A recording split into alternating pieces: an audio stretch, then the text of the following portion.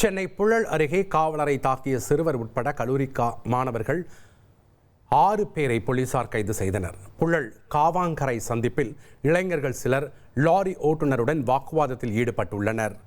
இதனை அறிந்த காவல் உதவி ஆய்வாளர் இளைஞர்களை கலைந்து செல்ல அறிவுறுத்தியுள்ளார். இதில் ஆத்திரமடைந்த இளைஞர்கள் காவலரை தாக்கியுள்ளனர். சிவகாசியில் கடந்த 8 ஆண்டுகளாக வீடுகளின் ஜன்னல் கம்பிகளை உடைத்து திருட்டு சம்பவங்களில் ஈடுபட்டு வந்த அச்சக உரிமையாளர்கள் 2 போலீசார் கைது செய்தனர். பள்ளி தாளாளர் வீட்டில் நடந்த திருட்டு முயற்சி புகாரால் பிடிபட்ட தங்கேஸ்வரன் மற்றும் செல்வகுமாரிடமிருந்து 64 பவுண்ட் தங்க நகைகள் உள்ளிட்டவை பறிமுதல் செய்யப்பட்டன.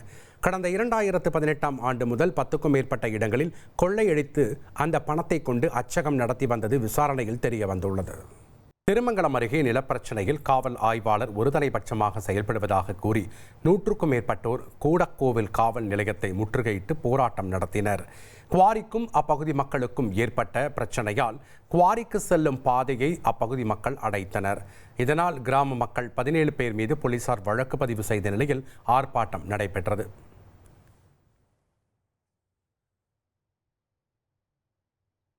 சிவகங்கை மாவட்டம் மானாமதுரை அருகே அரசு பேருந்துக்குள் புகுந்து நடத்துனரை மர்ம நபர்கள் அரிவாளால் வெட்டிய சம்பவம் பரபரப்பை ஏற்படுத்தியுள்ளது. இதில் நடத்துனர் மயில் பாண்டியன் பலத்த காயமடைந்தார். சம்பவம் குறித்து போலீசார் விசாரணை நடத்தி வருகின்றனர்.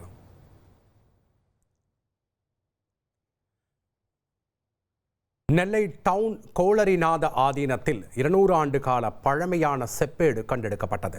16ஆம் நூற்றாண்டில் கோல்கொண்டா பகுதியில் அரசுக்கு வராகன் செலுத்தாத மக்களுக்கு மரண தண்டனை விதிக்கப்பட்டது.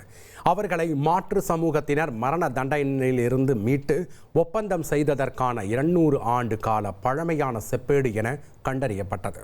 டெல்லி உள்ளிட்ட வடமாநிலங்களில் மூடுபனி மற்றும் மோசமான வானிலை காரணமாக சென்னை விமான நிலையத்தில் 7 விமானங்கள் ரத்து செய்யப்பட்டுள்ளன.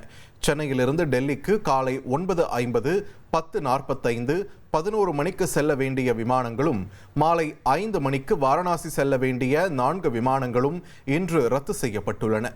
இதனிடையே டெல்லியில் இருந்து சென்னைக்கு வர வேண்டிய 3 விமானங்களும் ரத்து செய்யப்பட்டுள்ளன.